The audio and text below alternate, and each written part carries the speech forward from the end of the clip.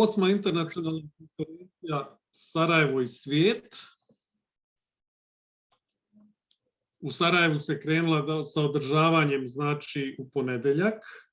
Danas je već 4. dan konferencije i danas je 3. raspravni stol ili 3. panel ugroženost i zaštita prirodnog nasljeđa Sarajeva i njegove okoline. Meni je drago što ću moći predstaviti naših 6 kolega.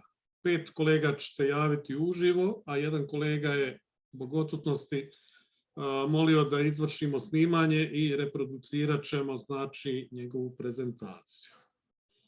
Vidjet ćemo što nas to okružuje, da je to jedno pravo bogatstvo, znači prirodnog nasljeđa koje nalazimo u samom gradu, Sarajevskoj okolini. I evo, to je prilika da odmah predstavim prvog uvodničara, Tonija Nikolića, koji će nam nešto reći o geološkom nasljeđu Sarajeva okoline, što je jako bitno. Pa molim da se Toni Nikolić uključi sa svojom prezentacijom. Hvala.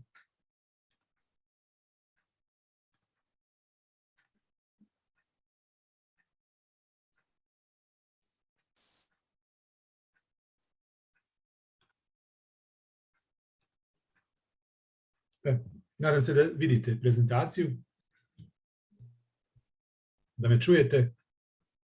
Da. Ok.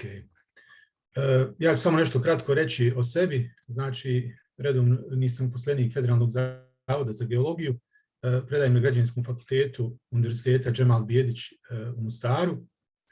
I bavio sam se, znači, kroz svoj doktorat geonasljeđem i geoparkovima u Tuzlanskom kantonu. Međutim, sličan sistem možemo primijeniti na sve prostore u Bosni i Hercegovini, gledajući na ono što se radilo negdje u svijetu. Pa, znači, da krenemo, ciljevi i značaj globalne mreže geoparkova pod okriljem UNESCO-a, znači nisu samo zaštita tog prostora, nego i razvoj na razne načine, a tu spadaju i energetski resursi tipa ugljeva, nafte, određene građevinske konstrukcije koji su rađene od određenih geoloških materijala, znači naučna edukacija kroz istraživanja određenih fosila, krajolika, formi koji su nastale određenim geološkim djelovanjem putem fluvijalne erozije kao što su kanjoni, što ćemo vidjeti kasnije. I naravno, prastanovnici historijski, geološki koji su ovdje postojali na ovim prostorima, koji su ostali zapisani kroz neke geološke forme. Geološka baština, znači, predstavlja sve ono što je sačuvano u strukturi, teksturi stijena, tla kao što su geološki, geomorfološki, hidrološke pojave, objekti, paleontološki, mineraloški nalazi koji čine sastavni dio pejzaža. Znači, sve to obuhvata jedan geopark, odnosno zaštitu geonasljeđa, i kroz ovu šemu dole vidimo da tu ima dosta prostora koje obuhvata geologija u ovom segmentu. Zašto postoji nacionalni program za zaštitu geonasljeđa je jako bitno. Znači, prije svega to je edukacija, znači geoturizam, konzervacija prirode, nauka, prostorno uređenje gdje moramo na određeni način da imamo te neke forme koje trebaju da budu definisane u prostoru.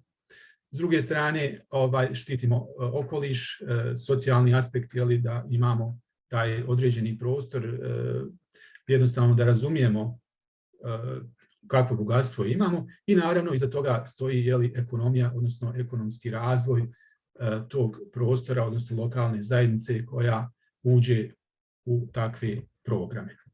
Ovdje su neki samo detalji primjera geonasljeđa u svijetu. Ja sam imao priliku više puta da posjetim prvi nacionalni, odnosno geološki park koji se nalazi na Sardini u Italiji, staro rudište koji su oni pretvorili u jedan jako interesantan prostor gdje možemo da vidimo kako se nekada rudarilo na tom prostoru, kako se ta ruda ispirala, kako su koristili taj prostor, i zatim da su to putem UNESCO-a došli u jednu jako dobru poziciju, je li, da svake godine na hiljade studenata dolazi na taj prostor da bi se edukovalo, je li, od aspekta, je li, rudarenja do zaštite geoloških cjelina, rekultivacije, remedijacije, znači sve su to neki segmenti, a kroz sve to idu, je li, i neke druge stvari tipa, je li, znači geologija uvijek obuhvata i to prirodno nasljeđe, odnosno istorijsko i kulturno, je li, koje dolazi sa tih prostora. Za početak, za one koji nisu upućeni, je li, u geologiju grada Sarajeva, odnosno kantona, ovdje je osnovna geološka karta 1:100.000 i vidimo da čitav prostor Sarajeva obuhvata jednu jako interesantnu geološku cjelinu gdje imamo, je li, od nekih starih vulkanskih stijena, krečnjačkih, je li, i prostora koji su nešto novije datuma, je li, iz neogena, što nam daje prostor da nađemo jako interesantnih geoloških pojava, tako da ću ja više krenuti sa fotografijama nekim koje će, ono što kažu, fotografija govori više, je li, od riječi, tako da možemo vidjeti, je li, kao prvi slajd kanjon Rakitnice, znači koji je napravila fluvijalna erozija dubine 800 do 1000 metara i kao takav predstavlja jedan od najdubljih kanjona u Europi, pa vidimo različite i geološke formacije, je li, uz sami kanjon, a ovdje vidimo, je li, i Čuvarkuću i sve ono što ide, je li, uz planinu Visočicu i Bjelašnicu koji kanjon Rakitnice dijeli. Zatim park Bijambare, je li, koji sadrži 8 pećina, jedna od najdužih je 420 metara, koja je definisana u prostoru i uređena i koja se, je li, dobrim dijelom koristi. Nastala, je li, u karstu i kao takva jedno je veliko bogatstvo koji se dobrim dijelom i koristi, je li, u turističke i edukativne svrhe. Termomineralne vode Iliđe su samo malim dijelom iskorištene, znači temperature 57 stepeni, iako ona može da se koristi osim balneologije, je li, gdje se u ovom momentu samo djelimično koristi, može se koristiti i za zagrijavanje, za pravljenje raznih bazena, a ovdje vidimo, je li, na donjoj, je li, fotografiji da je i u rimsko doba čak ovdje su postojali određeni objekti i to je jako malo ili nikako iskorišteno. Glacijalni cirk na planini Visočici, je li, prije se smatralo da glacijacija nije postojala, je li, ispod 2500 metara, međutim ovaj glacijalni cirk nalazi se na nekoj visini od 1500 metara, izlazi, znači, sve gore do vrha Vito, ili 1960 metara i našli smo, znači, na ovim prostorima da postoji jako veliki broj ovih geomorfoloških fenomena. Ovaj na Visočici je stvarno nevjerovatan i kada dođete na taj prostor, onaj ko nije bio, sigurno se mora oduševiti. Znači, jedan nevjerovatan prizor na planini Visočici. S druge strane, na planini Visočici, s druge strane, na Crvenom kuku, je li, pri samom vrhu možete naći fosile Mioforije kostate, nacele kostata, koje potiču, je li, iz Zelenekijuma 245 miliona godina. Ja sam isto bio oduševljen kada sam našao te fosilne ostatke koje nam govori o morskim fosilima. Znači, prije alpske origoneze koja je izdigla, je li, te planine na preko 2000 metara, znači to je nekada bilo more, znači jedan nevjerovatan fenomen na planinama da nađete morske fosile, isto, znači jedna od geoloških tačaka koja se može iskoristiti. Glacijalna jezera, je li, Treskavice, gdje kažu ispod Treskavice da ima oko 365 izvora na 5 jezera, znači koji su nastali u procesu glacijacije, su isto tako jako lijepi, interesantni fenomeni koji se mogu iskoristiti što turistički, što edukativno, znači koji su nedovoljno ili skoro nikako iskorišteni sa naše strane. S druge strane, različite, je li, i biološke i formacije biljke, je li, životinje se nalaze oko tih jezera. Jedna interesantna priča priča potiče iz sela Umoljan na Bjelašnici, koju su vjerovatno svi planinari koji su pohodili prema Lukomiru vidjeli, takozvana okamenjena aždaha, koja se nalazi u stijenama, vidite ovdje sa desne strane, koja se okamenjila i upravo takvo selo Umoljane dobilo ime, pošto su se molili Bogu da ih spasi od aždahe koja je došla kroz studeni potok iz kanjona i Rakitnice i napravila ovu formu potoka koji je jako interesantan.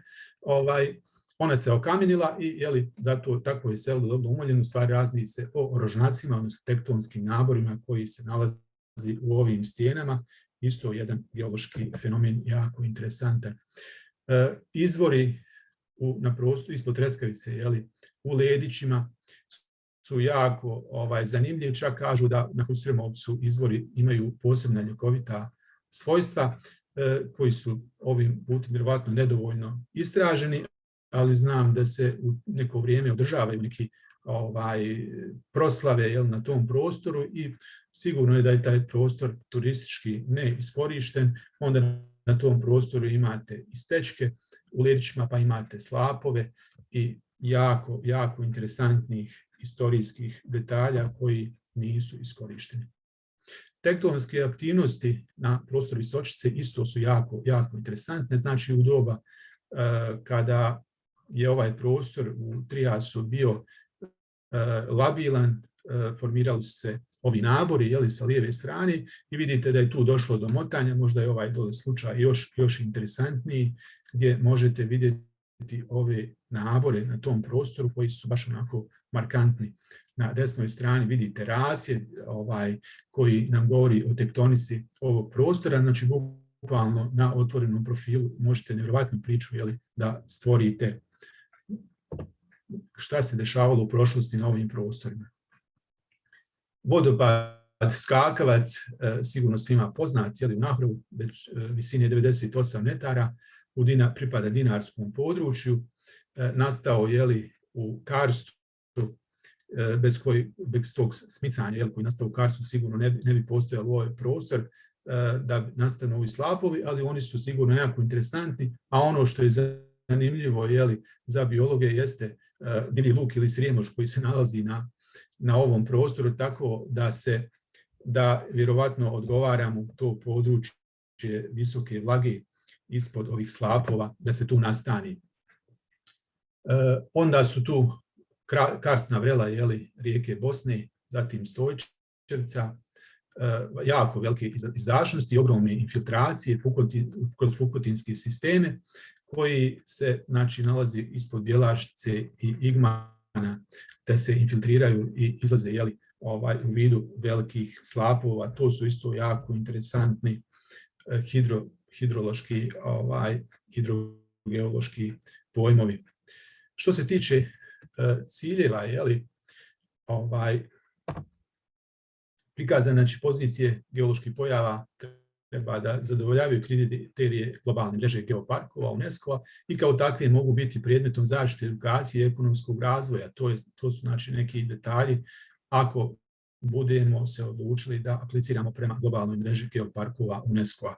Geološke strukture koje budu uzete kao reperne tačke treba očuvati za buduće generacije i kao takve trebaju biti uvrštene u UNESCO mrežu geoparkovi, edukacije studenata, učenika i svih ljudi koji žele saznati nešto više o geološkoj prošlosti planete Zemlje. I na kraju, geološki multidisciplinarno rekognosciranje i kartiranje geonasljeđa, ciljanih područja, zaštita i konzervacija, adaptacija, članstvo u globalnoj mreži, to su te ideje, modeliranje, istraživanje i kontinuirana nadogradnja znanja o predmetnim lokacijama. Kad krenemo sa tom pričom, to nikada nestaje, to je jedna forma tih parkova koji su samoodrživi i koji jednostavno vuku za daljim istraživanjem i širenjem svega onoga što smo do tada istražili. Edukativno-turistička promocija, kontinuirana razmjena iskustva sa kolegama iz svijeta koji se bave sličnom problematikom, usvajanje zakonskih regulativa koji pomogle osnivanju geoparkova kao izvora održivog razvoja lokalnih zajednica i regije.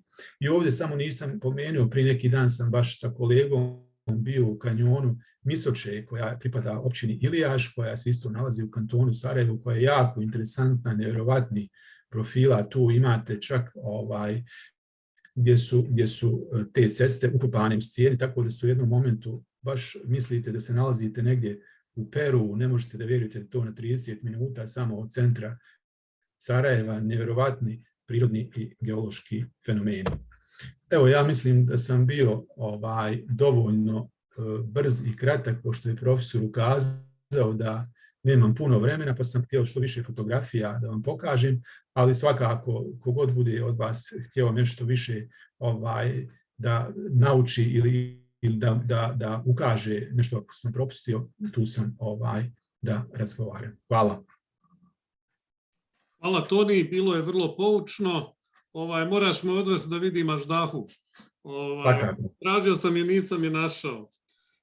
Idemo dalje, znači nakon geološkog nasljeđa da vidimo kakve su nam to šume u Sarajevu i okolini, pa bi zamolio Mirzetu Memišević-Hodžić sa Šumarskog fakulteta u Sarajevu da nam predstavi šume Sarajeva i okoline.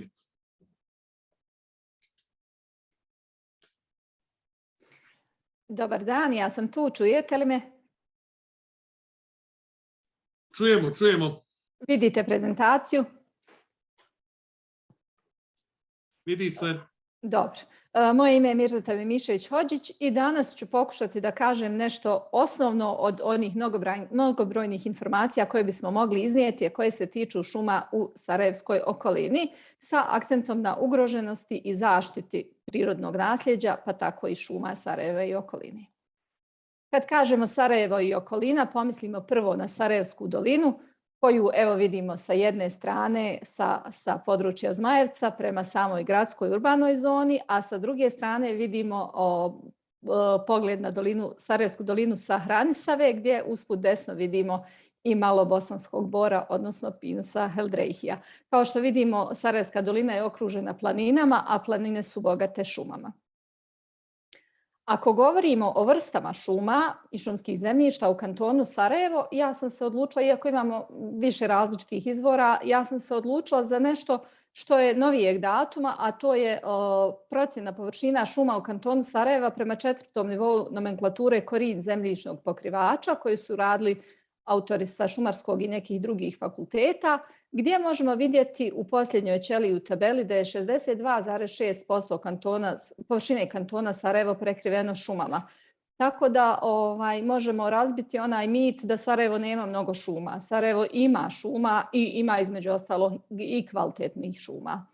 Od toga je 59,22% površina šuma pripada mezofilnim listopadnim šumama, 0,1% higrofilnim listopadnim, 0,18% termofilnim listopadnim, mezofilnim četinarskim šumama pripada 19,64%, četinarskih kultura ima 0,23%, mezofilnih mješovitih šuma 9,20%. Naravno, svake od ovih šuma imaju svoju posebnu vrijednost i poseban značaj i najčešće su prilagođene staništima na kojima se nalaze. Imamo 1,32% sastojina bora krivulja na gornjoj granici privredne šume, vriština i bujadara imamo nešto malo, 0,06%. Primarne sukcesije šumske vegetacije ima 8,99% i šikara i šibljaka nastalih degradacijom šumske vegetacije 1,05% od ukupne površine šuma u kantonu Sarajevo. Čije su to šume, ko s njima gospodari i na koji način? Ovo su zvanični podaci Ministarstva privrede kantona Sarajevo, gdje se kaže da je 85,24% šuma u državnom vlasništvu, a 14,76% u privatnom vlasništvu. Za privatne šume se donose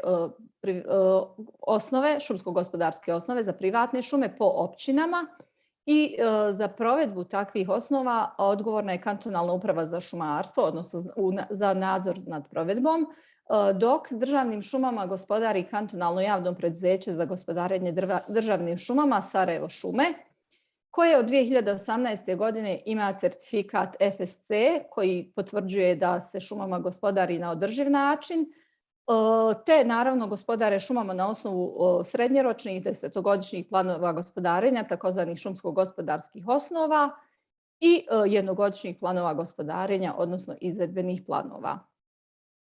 Državne šume podijeljene su u 4 gospodarska područja, od kojih su 3 privredna.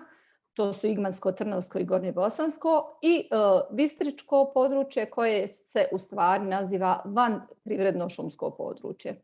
To je zbog toga što je veliki dio tog područja izdvojen kao zaštićeni pejzaž Trebević. Ovdje sam stavila grafikon koji pokazuje za ŠGP Gornje Bosansko od kojih se to gospodarskih jedinica sastoji. Naravno to ne moramo čitati niti je u ovom trenutku važno, ali važno je da prepoznamo da je veći dio gospodarskih jedinica dobio ime po nekim šumskim potocima ili rijekama. Znači to je ono što nam govori da naše šume obiluju vodom i da su u stvari jedan od glavnih faktora za imanje kvalitetne i dovoljnih količina vode. U Gornjebosanskom području najzastupljenije su šume bukve i jele sa smrčom. Negdje kasnije sam stavila sliku šuma bukve i jele sa smrčom. To su u stvari naše najrasprostranjenije, najstabilnije i najbolje šume. Nakon toga su rasprostranjene sekundarne šume jele i smrče te sekundarne šume bukve i hrasta. Vrlo ima degradiranih šuma bukve i hrasta, a smanjen obim sječa se radi na nekim područjima koja su zaštićena, kao što je to izvorište vode Jasikovac, Kokočino, Vrelo, Zajazina i Sokolina, koje vodosnabdijeva neke mjesne zajednice u općini Ilijaš, te izvorišta za piće Mahmutovića rijeka i rijeka Misoča, koje je i prethodnik pominjao kao interesantne sa geološkog aspekta. U okviru ovog područja nekada je bilo i područje zaštićenog pejzaža Bijambare, koje je posebnom odlukom izdvojeno kao posebno gospodarenje, ali istovremeno znači tamo se još uvijek nalaze šume koje su nama veoma značajne, ali se naravno njima ne gospodari u onom klasičnom smislu i ne vrše se redovne sječe. Van privredno šumsko područje Bistričko, dijelovi tog područja su najbliže nekim našim većim naseljima, pa kao što vidimo na slici desno, šume u blizini naselja imaju poseban značaj kako bi štitile naselja i od vjetrova, i od poplava, i od klizišta, kako bi obezbeđivale čisti zrak, estetsku vrijednost i funkciju rekreacionu i tako dalje. I u ovom području imamo vertikalno zoniranje, najniže se nalaze šume hrasta, kitnjaka i običnog graba, zatim dolaze šume bukve i jele sa smrčom, a u gospodarskoj jedinici Trebević, nakon šuma kitnjaka i običnog graba, umjesto šuma bukve i jele sa smrčom, dolaze šume borova u sukcesiji ka šumama bukve i jele sa smrčom, pa tek onda šume bukve i jele sa smrčom. Iz ovog područja sa posebnim mjerama gospodarenja izdvojen je spomenik prirode Skakavac i zaštićeni pejzaž Trebević. Nešto kasnije ću i o njima vrlo malo reći i pokazati neke fotografije. Znači, još uvijek se radi o šumama, samo su smanjene ili potpuno ukinute sječe, osim sanitarnih sječa. Jedno od većih šumsko-gospodarskih područja je Igmansko, koje se opet sastoji od nekoliko gospodarskih jedinica i obuhvata pojas između 518 metara nadmorske visine u Sarajevskom polju i 2067 metara na vrhu Bjelašnice.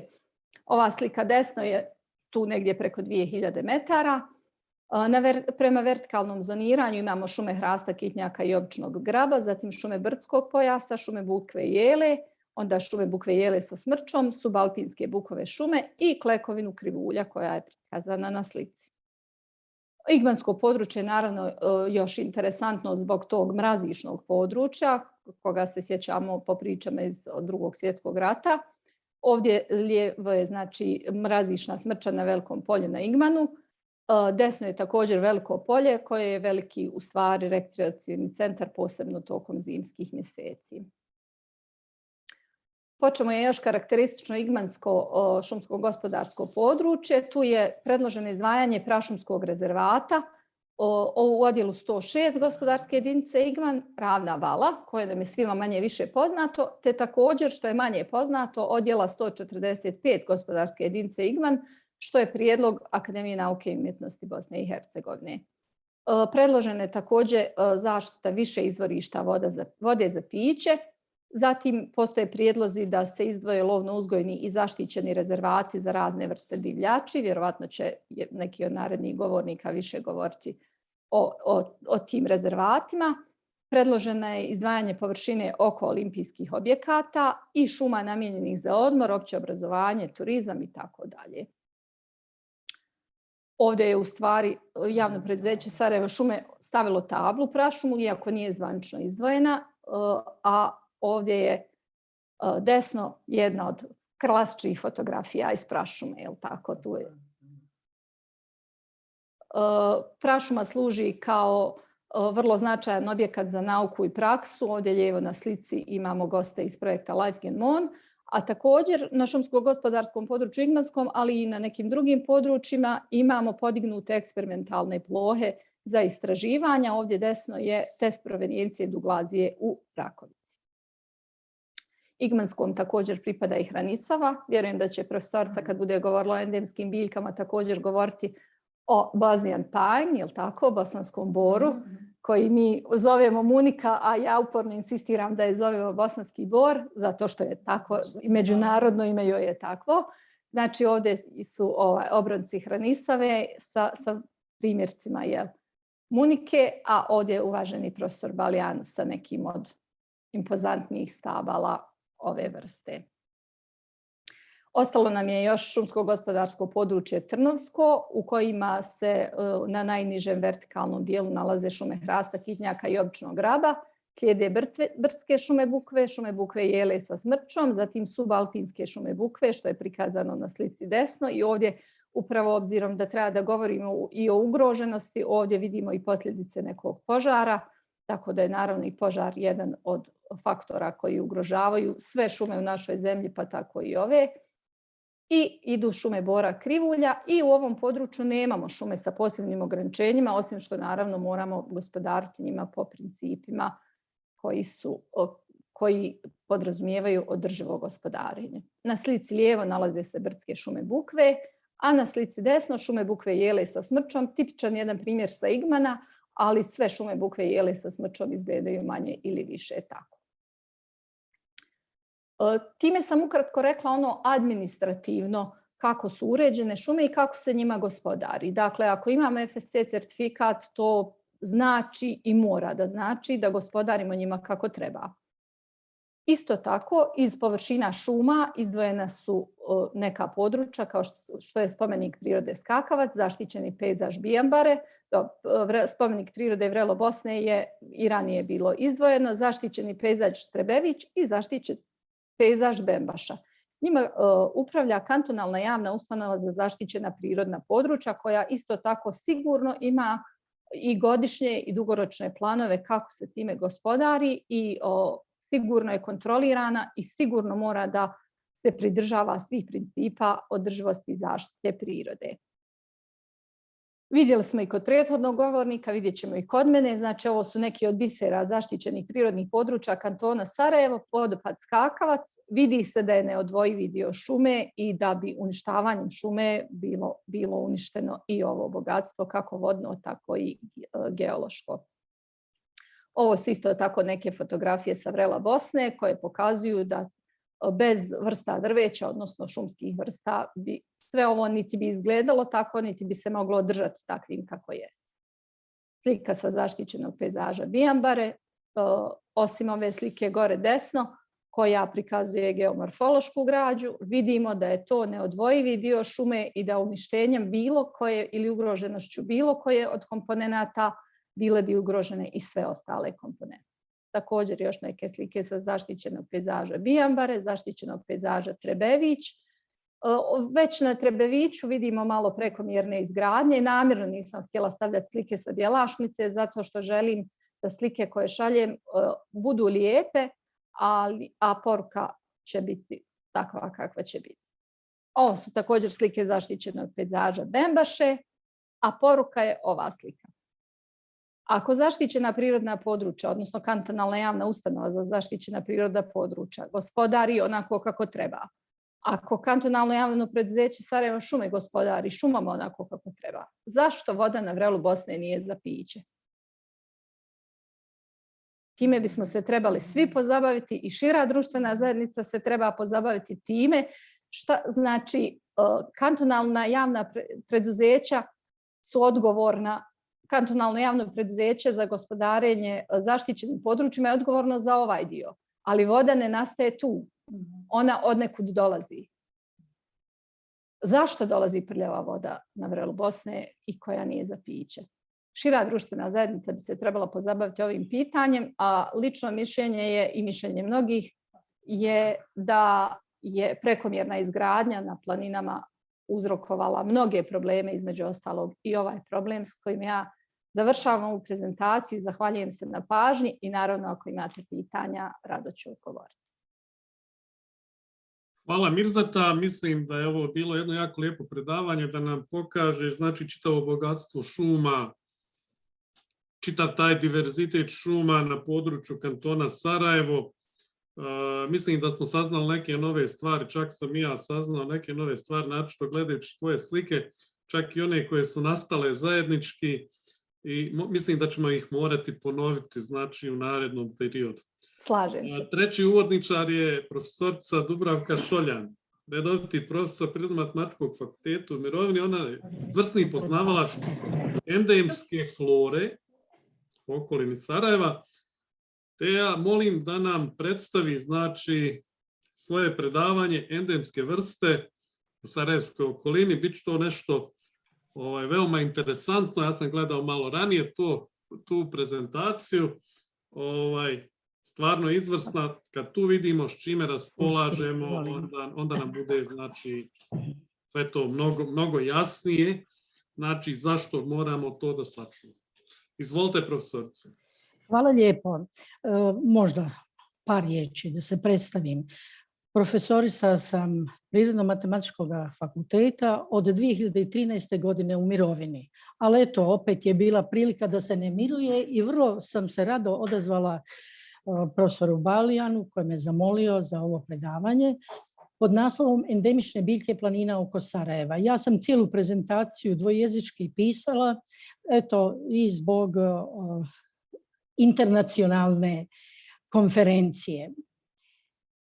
Kada se o flori ili fauni razgovara, potpuno je neodvojiva priča o endemičnoj i flori i fauni. To je nešto što određeno područje čini vrlo specifičnim, vrlo bogatim i nešto što možemo reći i na ponos određenome području. Bosna i Hercegovina se nalazi na području Balkanskog poluotoka. Prema Stevanoviću računa se oko 7.500 vrsta biljaka viših postoji i on smatra čak 1/3 te flore spada u skupinu endemičnih biljaka. Bosna i Hercegovina se nalazi na području dinarida. Dinaridi su izuzetno značajni kao refugium, kao primježište flore, stare flore, tako da sve to kada se skupa uzme sa raznolikošću klimatskih uvjeta, sa raznolikošću orografije ovoga područja i prošlosti od tercijera na ovamo, onda se mnogo toga može razumjeti zašto u Bosni i Hercegovini prema mišljenju pokojne profesorice Bjelčić može se smatrati čak 10% flore da spada u skupinu endemičnih biljaka. Ja sam se osvrnula na planine oko Sarajeva i evo samo nekoliko uvodnih slajdova. Sarajevo, grad koji se obično kaže Sarajevo na Miljacki, bolje reći Miljacka protječe kroz Sarajevo, razvija se od 15. stoljeća na ovamo, prvo u dolini rijeke Miljacke, a kasnije u povrđu i sve više u povrđu. Sarajevo se nalazi u kotlini, Sarajevsko-Zeničkoj prostranoj kotlini i opkoljeno je planinama. Ovdje sam samo prikazala Treskavicu, Bjelašnicu, Igman i Hranisavu. A na geografskoj karti još se sve to bolje može vidjeti. Grad Sarajevo da je opkoljen vijencem planina počevši od sjevera sa Ozrenom, pored Sarajeva, Romanija, Jahorina, Trebević, na jugu Treskavica i Visočica, zatim Hojta planina koja povezuje Treskavicu sa Bjelašnicom i Hranisava koju mnogi smatraju da zaslužuje da bude samostalna planina ili dio Bjelašnice i najniže Igman. Na sljedećem slajdu se vide te planine poredane u tekstu, poredane po visini. Najviša je planina Treskavica sa Paklježem vrhom preko 2000 metara, Bjelašnica koja je također planina sa nekoliko vrhova iznad 2000 metara, potom slijedi Visočica, Hranisava, Jahorina, Romanija, Hojta, Trebević, Ozren i najniži Igman. Evo nekoliko pogleda na te planine, pogled na planinu Trebević iz grada Sarajeva, pa se često kaže da je Sarajevo grad ispod Trebevića. Sjeverna strana Trebevića i južna strana koje se potpuno razlikuju u vegetacijskom pogledu. Ovo je planina Ozren. Pored Sarajeva vidimo dio naselja grada koji se nalazi u podnožju ove planine. Dva vrha su približno jednake visine nadmorske, Bukovik i Crepoljsko područje koje predstavlja danas najpopularnije izletište Sarajlija. A evo Bjelašnice, olimpijske planine, sjeverne padine, vide se prosjecane ski staze koje su u upotrebi, koje su sada izletište zimsko. Južna pak padina je bez šume ili sa krpama planinskog bora. Ovo je unutrašnjost ove planine. Planina Bjelašnica, vrh, observatorij i veliki kotao ispod. Planina Igman sa velikim poljem, mrazištem, vidi se Bjelašnica iznad, Treskavica, ljepotica planina, planina koja ima veliki broj izvora, smatra se da ih je, bar u narodu vjerovanje postoji, ima toliko izvora koliko dana u godini, lijepa jezera, jedno od najljepših je Crno jezero. Jahorina, također olimpijska planina, ovo je snimak napravljen sa planine Ozren. Jahorina gledana sa jednoga od vrhova, Ogorjelice, i u ovom prostranom području Gole Jahorine štrče vrhovi.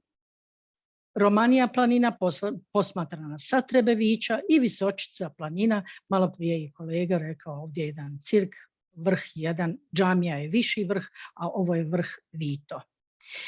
Na slajdovima koje ću nadalje pokazati su prikazane fotografije endemičnih svojti biljaka i to samo odabranih, dakle nisu sve, nego odabrane.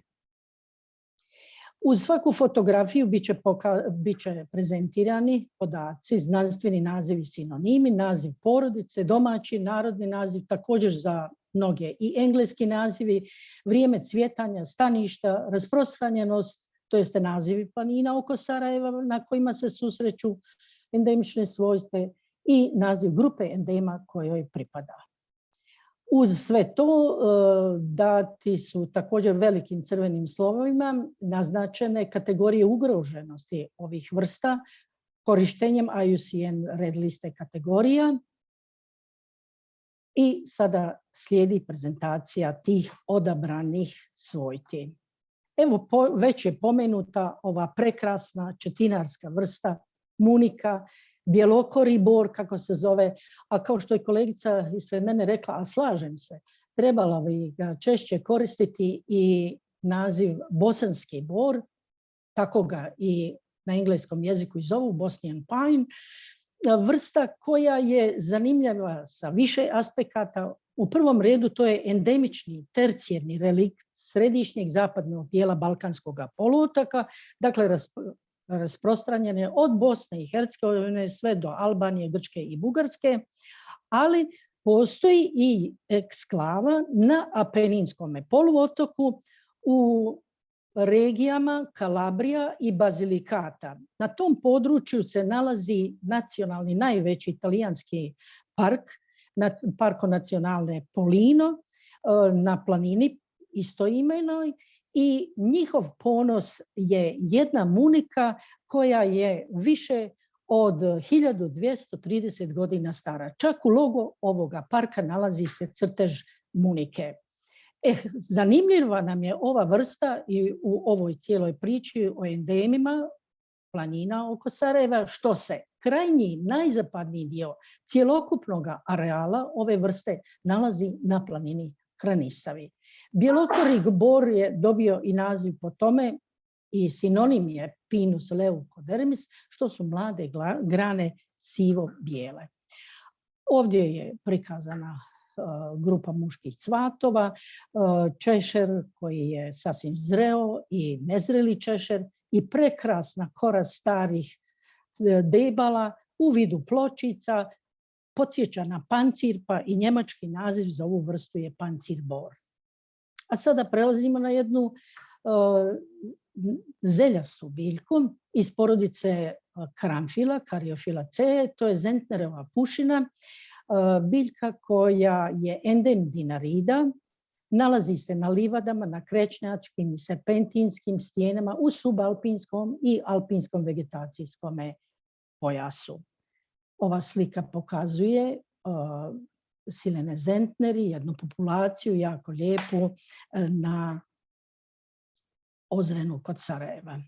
Još jedna vrsta iz porodice Caryophyllaceae, Dianthus giganteus, subspecies croaticus, zove se hrvatski karanfil, koji je rasprostranjen počevši od Slovenije do Makedonije, enden je dinarida, na suhim brdskim livadama i planinskim travnjacima na krečnjaku se susreće. Evo populacije na vrhu Trbevića, ispod samoga vrha. Najljepši karanfil po svome mirisu, po mome dojmu, ima ovaj Dianthus petreus, subspecies petreus, njegov sinonim je i Dianthus kitaibeli, vrsta koja ima vrlo širok vertikalni raspon, možemo ga naći od kanjona Miljacke pa do više iznad 1000 metara nadmorske visine, na Ozrenu, na Trebeviću, na Jahorini, na Romaniji. To je jedan endem širega rasprostranjenja, balkanski endem. U pukotinama krečnjačkih stijena, na termofilnim mjestima se susreće i cvjeta u ljetnom periodu, pa čak i zalazi u jesen. Evo jedan bokor prekrasnih cvjetova bijelo mliječne boje.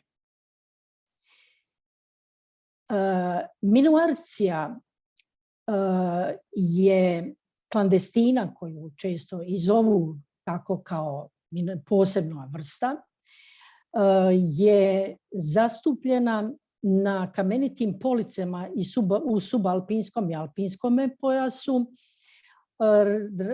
Biljka koja u ljetnom periodu cvjeta, endem je dinarida i nalazi se od Hrvatske pa sve do sjeverne Albanije. Ranunculus scutatus ili Ranunculus tora varietas scutatus iz porodice ljutića, kolovrc, je također jedan endem širega rasprostranjenja od Alpa, prema istočnih Alpa, preko dinarida. Biljka koja je zastupljena samo na bjelašnici i treskavici, na planinskim pašnjacima, šumskim čistinama montanog i subalpinskog pojasa, na kamenitim mjestima i redovno na krečnjaku. Evo ovdje dvije fotografije sa bjelašnice, jedna u sjeni bora planinskoga i jedna na osunčanome staništu. Saxifraga blavi ili Saxifraga tridactylites, podvrsta subspecies blavi, je planinska biljka koja se nalazi na staništima planinskih rudina, kamenitim mjestima do 2000 metara, jedan endem dinarida, a rasprostranjena je na planinama Trebević, Jahorine, Romanija, Bjelašnica. Evo jedna individua jako razgranjena, snimljena na Bjelašnici na oko 1750 metara nadmorske visine. Oxytropis campestris ili subspecies dinarica ili Oxytropis dinarica, kako je to prije shvaćano, je endem dinarida od Hrvatske preko Bosne i Hercegovine, Kosova i Crne Gore se rasprostire, a na planinama oko Sarajeva možemo naći samo na Bjelašnici i Treskavici.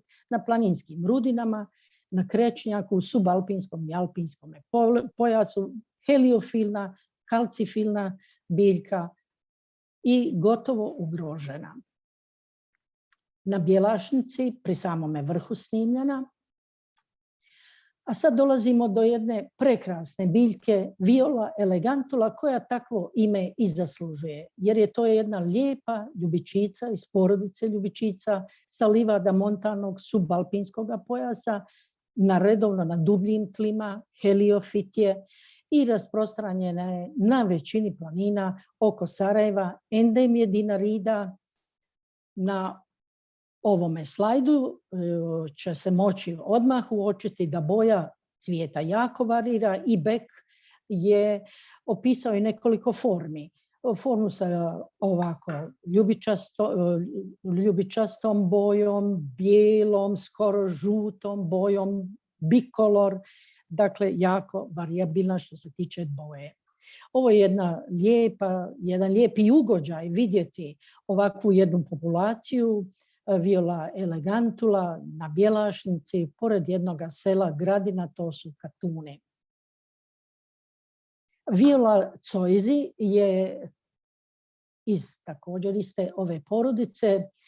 Neki je smatraju kao Viola calcarata pod vrstom Zoysi, vrste calcarata. Oko snježnika, na siparima, u planinskim pašnjacima, rudinama se može susresti na planini Jahorini, Bjelašnici i Treskavice. Ovo je endemno reliktna vrsta dinarida i jugoistočnih Alpa. Pančićija serbica je vrsta iz porodice štitarica koja naseljava vlažne livade gorskog i subalpinskog vegetacijskog pojasa. Šumskim čistinama se također može naći.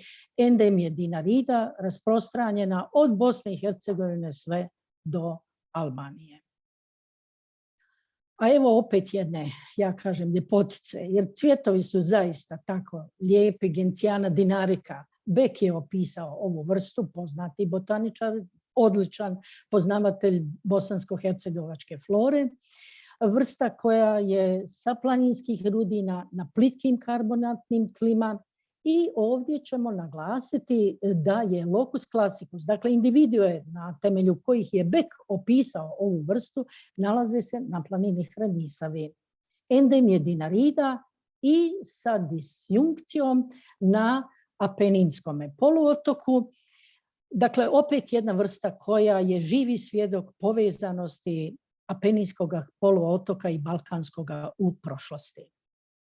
Populacija dinarskog encijana sa Bjelašnice. Još jedan encijan, lincura žuta, sirištara, srčanik, lincura, čim u narodu imamo veliki broj naziva za jednu istu vrstu, to govori da je to vrsta koja je u narodu poznata u prvom redu i najviše kao ljekovita biljka.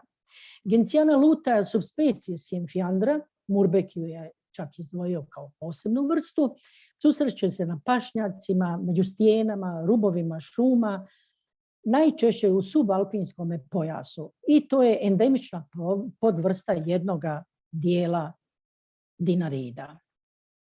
Gentianella crispata, također iz porodice sirištarki, kovrčava sirištala ili gorčica, narovašana gorčica. Ova imena se vezuju za oblik čaške koja je ovako narovašena poput volančića, što bi žene to rekle. Biljka koja se susreće na gorskim subalpinskim livadama i poznata je po tome da se susreće na staništima koja mogu jako varirati od jako kiselih do jako bazičnih. To je balkansko-apeninski endem. U Italiji je zastupljena ne samo na planini Serra Dolce Dorme, u Kalabriji, na jugu Italije, a na planinama oko Sarajeva, evo vidimo na velikom broju planina. Ovo je jedna individua sa Bjelašnice. Onosma stellulata je iz porodice Boraginaceae, oštrolista, vrsta koja se redovno susreće u pukotinama krešnjačkih stijena, na kamenitim blokovima i kamenjarima. U visinskom pogledu jako varira. Možemo u kanjonu Miljacke naći negdje na malo više od 500 metara nad morem. Dinarski je endem i poznata je sa Ozrena, Trebevića, Jahorine, Romanije i Treskavice. Skrofularije bosnijaka, bosanski strupnik. Opet jedna vrsta koja je endem jugoistočnih dinarida. Bekiju je opisao na temelju sabranog materijala sa planine Hranisava. Dakle, tu je Locus classicus. Susreće se na kamenitim mjestima, često u škrapama, u svijetlim bukovim šumama i tako dalje. Veronica saturoides, i to tipična podvrsta saturoides, vriskolisna čestoslavica, je dinarski endem koja se susreće u Hrvatskoj, Bosni i Hercegovini i Crnoj Gori. Planinske rudine na Krečnjaku su stanište na najistaknutijim grebenima i na planinama oko Sarajeva naći ćemo je na Bjelašnici, Hranisavi, Treskavici i Visočici. Jedna lijepa, puzeća, sitna rastom, najviše 10 centimetara duga.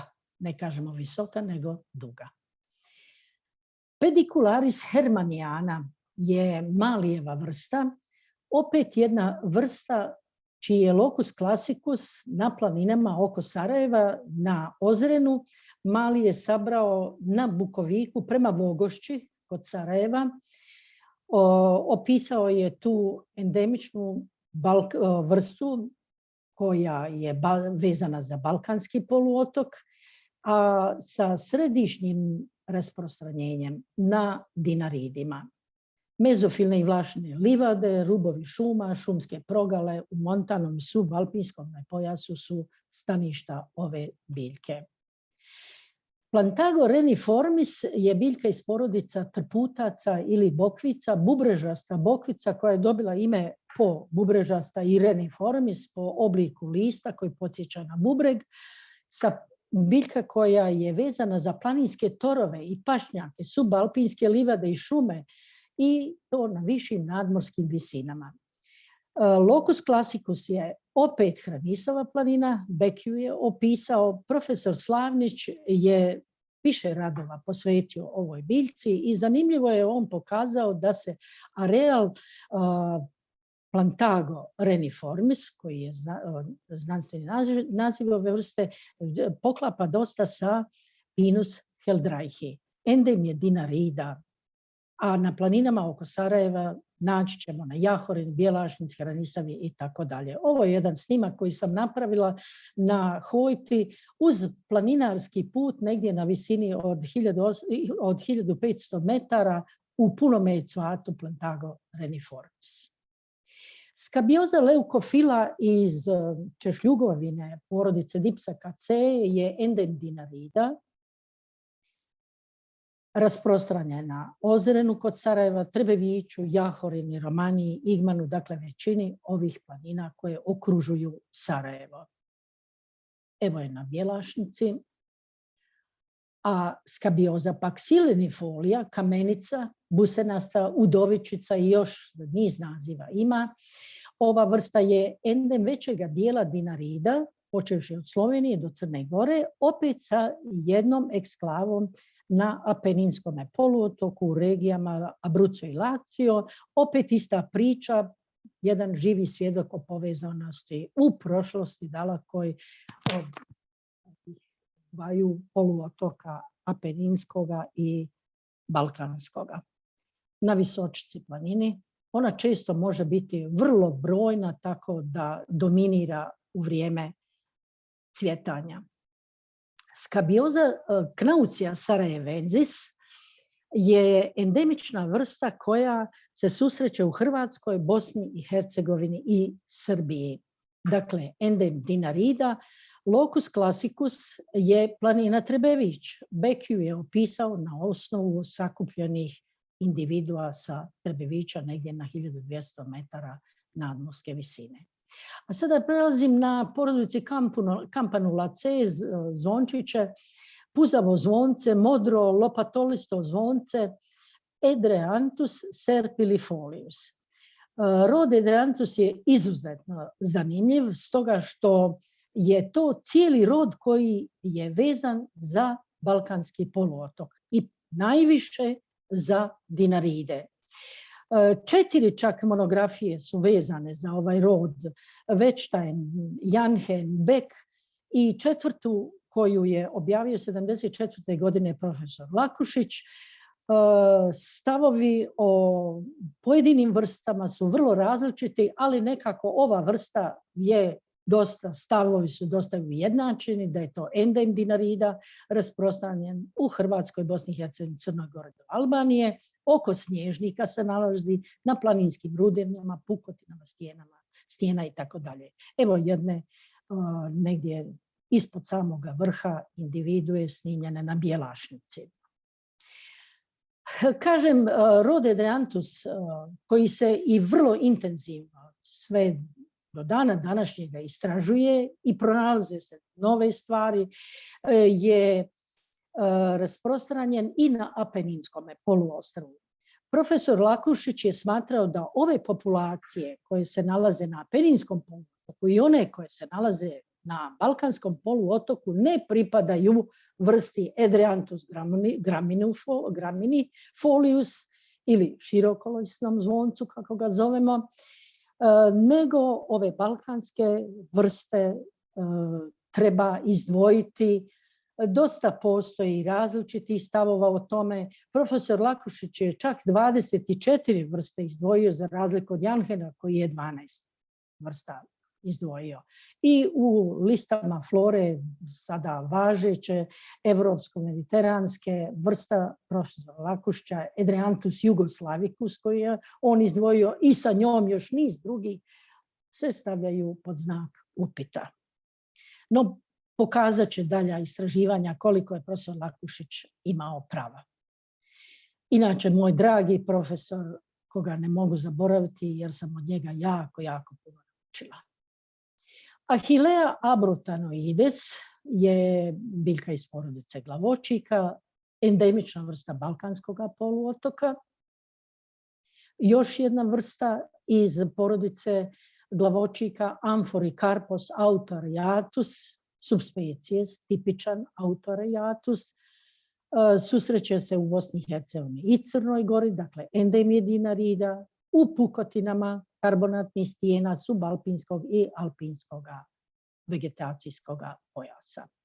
Crepis dinarica je vrsta koja spada u porodicu glavočika. Endem je Dinarida. Na planinskim rudinama se susreće u subalpinskom i alpinskom pojasu planina Ozren, Trbević, Jahorina i Treskavica. A sada prelazimo na jednu prekrasnu biljku. Iris Reichenbachi, kako se vodi, varietas bosnijaka, mada je Beck kao posebnu vrstu smatrao da ta biljka zaslužuje i nazvao je Iris bosnijaka. Opet locus classicus ove vrste je planina Trebević, sami vrh planine. Beck je tu sabrao materijal i nekako u zadnje vrijeme botaničari su bili sumnjičavi da li više uopće postoji ta populacija na Trebeviću, na temelju koje je i Beck opisao. Ja sam bila možda i sretna, a naravno i presretna što sam 2012. godine obilazeći greben vrha Trebevića u 6. mjesecu uspjela vidjeti u punome cvijetu populaciju bosanske perunike. Dakle, to mjesto još, ta populacija nije nestala, na sreću još uvijek postoji. Osim na Trebeviću susreće se i na Romaniji, na Jahorini i na Ozrenu. Evo populacija sa Trebevića gore i desno sa populacija sa Ozrena. Ova vrsta koja nosi naziv Scilla pratensis stariji Scilla litardierei ili Hoardia litardierei je zanimljiva stoga što smo je našli na planini Ozren samo na jednom mjestu, inače je to endem Dinarida. Na vlažnim staništima se susreće, na košanicama i pašnjacima. evo povećano i populacija na Ozren planini sve je zaplavilo u vrijeme kada ova biljka cvjeta. Vrlo je ovo stanište ugroženo, a samim tim naravno i ova vrsta. Završit ću sa bosanskim lilijama. Lilium bosniakum, koji vrlo često po mišljenjima botaničara i nije samostalna vrsta, nego da je to podvrsta Lilium carniolicum. Međutim, u zadnjih niz godina pažnju ova vrsta je zaista zaslužila i istraživanja je zaslužila, tako da 2005. godine jedna grupa autora je objavila u poznatom časopisu Plant Systematics and Evolution rad u kome je preko klasičnih metoda i molekularno-citogenetičkih metoda pokazala da zaista Lilium bosniakum zaslužuje da ima status samostalne vrste. Ovdje vidimo u jednom tipičnom staništu livada na Ozren planini. Stanište su livatske i gorske livade dakle subalpinskog pojasa, a naći ćemo je pored Ozrena na Trebeviću, Jahoreni, Igmanu, Bjelašnici, endem je središnji Dinarida. Za ovu vrstu ću još reći to da je, i vidjeli smo na ovim fotografijama, besunje prekrasna biljka, ali ima jednu manu, pod navodnicima manu, a to da ima neugodan miris. Ljude povuče, šetače, ova biljka saberu, jedan buket naprave, drže ga u ruci sve do momenta dok ga ne pomirišu, a onda ga bace. I to je tužna slika kada vidimo takve bukete na tlu. I nekoliko zaključaka iz svega ovoga. Prezentirano je 30, kažem, odabranih endemičnih svojti sa navedenih planina oko Sarajeva. Različita su, vidjeli smo, staništa koje naseljavaju ove biljke. Većina ovih prezentiranih biljaka spada u skupinu dinarskih endema. Najveći broj endemičnih svojti od ovih prikazanih, a tako je, vjerujem, za sve ostale, su planine Bjelašnica, Treskavica i Jahorena. Tu smo vidjeli i niz zanimljivih vrsta koje su živi svjedoci iz prošlosti Balkanskog i Apeninskog poluotoka. Vidjeli smo niz vrsta gdje je locus classicus sabrani primjerci na koje su opisane vrste, upravo su planine oko Sarajeva. I nisam posebno komentirala, ali vidjeli su se crvenim slovima ispisane kategorije u koje statusa ugroženosti pojedinih vrsta endemičnih. U kategoriju najmanje zabrinjavajućih je najveći broj, podjednak je broj onih koji su u skupini ranjivih i ugroženih, a samo je jedna vrsta gotovo ugrožena, a to je Oxytropis dinarica. Ovo je sve na engleskom jeziku isto napisano. Hvala na pažnji. Zahvaljujem se profesorice na izvanrednoj prezentaciji. Mislim da je bila za sviju interesantna, da smo vidjeli jedno pravo bogatstvo endemskih vrsta u sarajevskom okruženju. Malo ljudi to zna, ovo je prilika da se malo više sazna o tome. Hvala još jednom.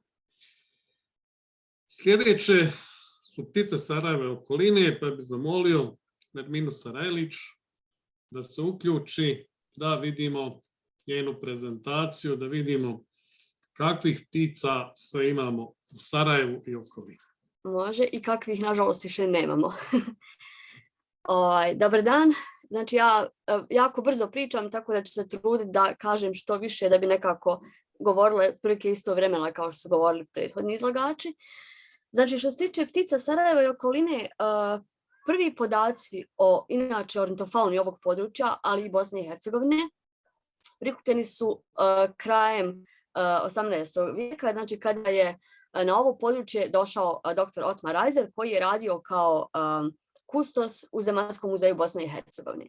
On je prikupljao podatke ne samo na području Bosne i Hercegovine, nego u području bivše Jugoslavije i prikupljao je podatke kako bi objavio djelo koje se zvalo Materijali o pticama Balkana. Na kraju objavljene su to djelo je 4 toma, u prvom dijelu je Bosna i Hercegovina i tu se spominju i podaci za Sarajevo. Međutim, treba napomenuti da u vrijeme kad je Reiser radio istraživanja, Sarajevo je bilo mnogo manje nego što je danas, znači protezalo se otprilike od Baščaršije do današnjeg, recimo, Marin dvora, a sav ovaj dio prema zapadu bilo je Sarajevsko polje, koje u stvari je bilo, reći, poplavna livada oko rijeke Miljacke i poljoprivredne površine. I samim tim, pošto je izgledalo mnogo drugačije nego što izgleda danas, znači i sam sastav ornitofaune bio je znatno drugačiji. Evo, ovo je jedna fotografija otprilike iz Reiserovog doba, znači ovo je pogled sa današnje Grbavice prema današnjem Zemaljskom muzeju i kampusu Univerziteta u Sarajevu. I treba napomenuti, znači, osim što je cijelo područje bilo mnogo manje urbanizovano i zemljište je bilo korišteno na drugi način, znači bilo je mnogo više, stočarstvo je bilo mnogo razvijenije.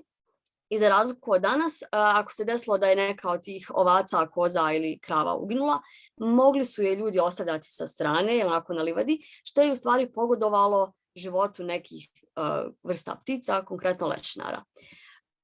Bosna i Hercegovina je u Reiserovo doba uz Španiju i Grčku bila jedina država u Europi u kojoj su mogle da se nađu sve 4 vrste evropskih lešinara. Mi danas nemamo niti jednu. Prema Reiserovom pisanju iz 1889. godine, on kaže da je u razgovoru sa starijim mještanima Sarajeva saznavao da su bjeloglavi supovi šetali po ulicama i tako su tu nalazili hranu. Međutim, kada su već došle Osmanlije, oni su iz nekog razloga pojeli većinu tih bjeloglavih supova i onda su bjeloglavi supovi smanjila se brojnost. Međutim, u doba Reisera 1889. on piše kako još uvijek jata od 50-ak tih ptica kruže oko grada. Danas, znači, u cijeloj Bosni i Hercegovini mi nemamo niti jedan gnjezdeći par i strašno se obradujemo kada nam makar jedna ptica onako zaluta na preletu. Poslije Reisera nije bilo mnogo istraživača što se tiče ornitofaune. Bio je Rudolf Zaplata koji je 1933. godine napisao kako strani istraživači ne smiju da dođu, a domaće istraživači ptice ne interesuju.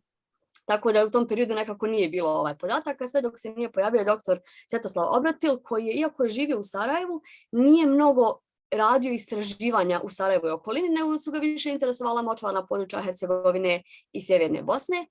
I 2022. godine osnovano je ornitološko društvo Naše ptice sa idejom da nekako se animiraju domaći istraživači ptica i publikovana je ova publikacija Ptice kantona Sarajevo u kojoj piše da je na području Sarajeva historijski zabilježeno 268 vrsta ptica. Međutim, novim istraživanjima vidjelo se da se taj broj značajno smanjio, zato što su istraživanja između 2000. i 2009. godine pokazala da na području kantona Sarajevo zabilježeno je 163 vrste ptica. Znači, skoro 100 vrsta ptica je nestalo u periodu od nekih 120 godina. Znači, u ovom periodu, kao što sam rekla, znači, počinje širenje grada prema zapadu. Miljacka se, ajmo reći, zatvara u korito, tako da prestaje da plavi, nestaju one poplavne livade koje su u stvari tipična staništa nekih vrsta ptica i to je nekako najviše, ta urbanizacija je najviše uticala na promjene u populacijama ptica vezanih uz vodena staništa i ptica vezanih uz šume. Što se tiče ornitološkog društva Naše ptice, znači mi nekako radimo dugi niz godina, znači ja sam član društva od 2013. godine, istraživanja i nama je Sarajevo nekako manje atraktivno nego druga područja, mada opet se trudimo da pokrijemo i njih. I na području 5 zaštićenih područja kantona Sarajevo, evo opet fotografija ovoga skakavca, mi smo do sada zabilježili 151 vrstu ptica. Međutim, u samom centru grada, znači u ovoj urbanoj gradskoj jezgri, svakog januara radimo prebrojavanje ptica vodenih staništa, to je u okviru Međunarodnog cenzusa ptica vodenih staništa koji se u cijelom svijetu vrši u januaru. Mi radimo, znači, svakog januara prebrojavanje na Miljacki, Željeznici i Bosni i našli smo interesantnijih nalaza, pa ću vam sada pokazati nešto od ovoga što smo mi zabilježili tokom naših istraživanja. Znači, jedna od bitnih stvari koju smo primijetili je da je došlo do značajnog povećanja brojnosti patke gluhare ili divlje patke. Sad, znam da su novinari pisali prije nekih 10 godina kao zašto se patka ova pojavila u Sarajevu i nas čak zvali i pitali, mi nismo znali dati konkretan odgovor. I prije par godina sam pričala sa jednom gospođom koja se bavi filmom i ona je mene pitala znam li ja otkud je patka u Sarajevu, ja sam rekla da ne znam i ona je rekla da ona zna. I sad ona meni priča kako je 2006. godine sniman neki film, rekla mi je kako se zove, sam zaboravila, i kako je u posljednjoj sceni tog filma trebala da bude kako guske lete sa žute tabije prema Sarajevu. Međutim, oni nisu mogli da nađu guske za potrebe snimanja filma i našli su patke. Međutim, patke nisu htjele da lete. I onda su ih oni samo tamo ostavili oko žute tabije i prema njenoj teoriji to su u stvari te patke koje su se namnožile i kolonizirale Miljadsku i kasnije željeznicu. Moguće je da su neke od ovih pataka koje danas imamo potomci tih pataka, ali pretpostavljam da postoje drugi razlozi zašto je došlo do povećanja. Osim ove obične divlje patke, mi smo bilježili još neke vrste koje nekako nisu baš tipične za većinu urbanih sredina. Interesantno je što ih imamo u Sarajevu. Recimo, evo konkretno patka zviždara, ova na gornjoj slici.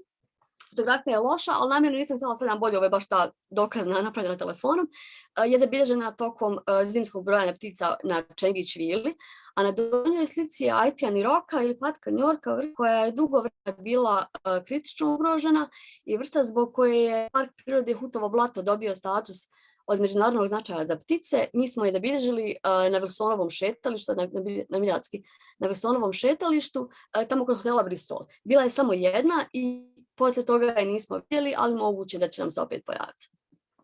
Što se tiče tih vodenih vrsta, isto tako, ova na prvoj slici je mlakuša koju smo kolegica i ja našle u januaru sada na području Bembaše. A ako obratite pažnju na potezu između Otoke i Skenderije, vrlo je moguće da ćete vidjeti par vodomara koji se tako šetaju tuda. Znači, uglavnom samo prolete kao onako svjetlo plavi bljesak, ali imamo i vodomara baš u samom centru Sarajeva.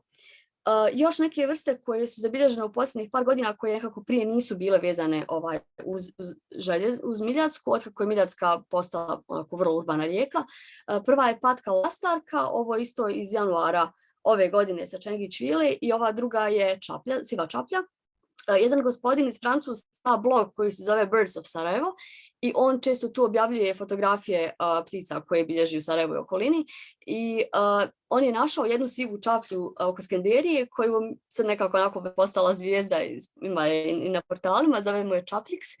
I Čaplix se stalno tako vrti oko Skenderije, međutim osim Čaplixa našli smo mi još 5-6 tih sivih čaplji, a na Iliđi ima jedna vrlo moguće gnjezdeća kolonija, to treba još dodatno istražiti, znači siva čaplja će uskoro da nam postane vrlo čest i vrlo stalan dio ornitofaune Sarajeva. Ovo je vodenkos, vrsta koja je vezana uz čiste vode i još uvijek je na svu sreću ima na vrelu Bosne.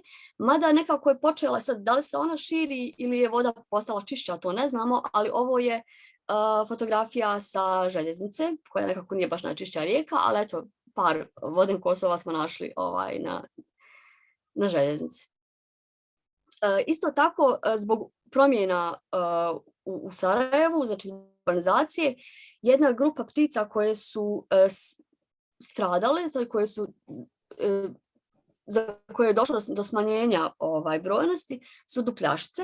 Pogotovo njih ima u šumama, ali u centralnom dijelu grada ih nema, zato što u parkovima se uglavnom uklanja ono staro, suho, oštećeno drveće sa dupljama koje njima trebaju. Međutim, takva situacija nije u Botaničkom vrtu Zemaljskog muzeja, gdje stvarno ima svačega i ovo je jedna zelena žuna koju smo zabilježili prije par godina tamo. Opet kažem, izvinjavam se što je fotografija loša, namjerno nisam htjela sad bolju. Znači, u Botaničkom vrtu stvarno ima jako veliki broj vrsta, upravo zbog toga što je ono drveće jako staro, većinom oštećeno i to u stvari njima odgovara. Imamo i ove šumske vrste koje često zalutaju u Sarajevo. Ova odrasla sova na slici desno je prije nekoliko godina uletjela u garažu glavnog Merkatora i onda su nas ljudi zvali pa smo mi tako jurili po garaži i poslije kraćeg oporavka puštena je u Miševićima, a ovaj par mladih je zabilježen na zelenoj površini oko Arhitektonskog fakulteta.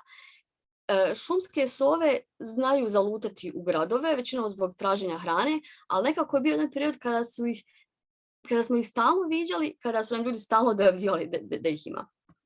Što se tiče dojava, znači isto tako mi da radimo istraživanja, ali neke vrste koje je teže primijetiti uglavnom zabilježimo onda kada pojedine jedinke stradaju pa je ljudi nađu.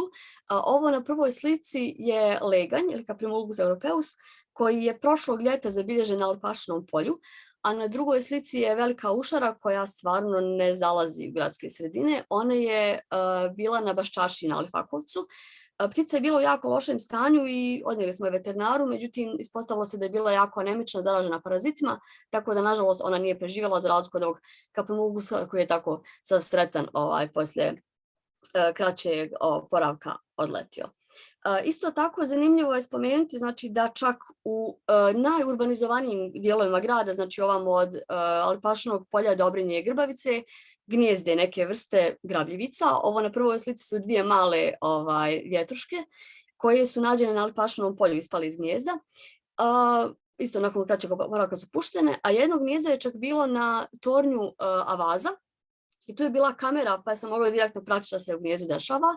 A ovo na drugoj fotografiji je čuk koji se svakog proljeća tako čuje u slonovom šetalištu i u svim većim parkovima kako se oglašava.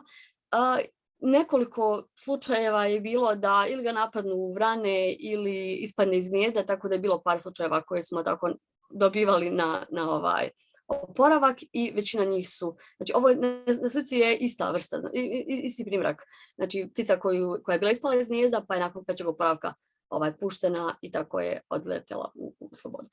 Jedna od vrsta koja pravi, ja reći, probleme u Sarajevu i za koje se ljudi stalno žale je siva vrana. Siva vrana je vrsta, znači, inače vezana za poljoprivredna područja i ona je nekako više bila prisutna u ovom zapadnijem dijelu grada. Međutim, zbog urbanizacije posjećeno je dosta stabala na kojima se ona gnijezdila.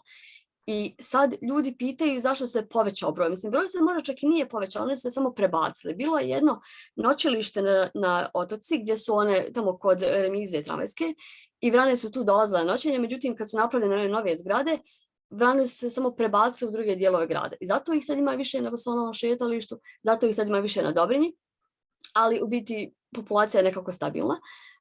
Što se tiče znači vrana, one su jako dobri roditelji. Ona priča da vrane napadaju ljude, da su one zle. Ne, vrane nisu zle, nijedna životinja nije zla.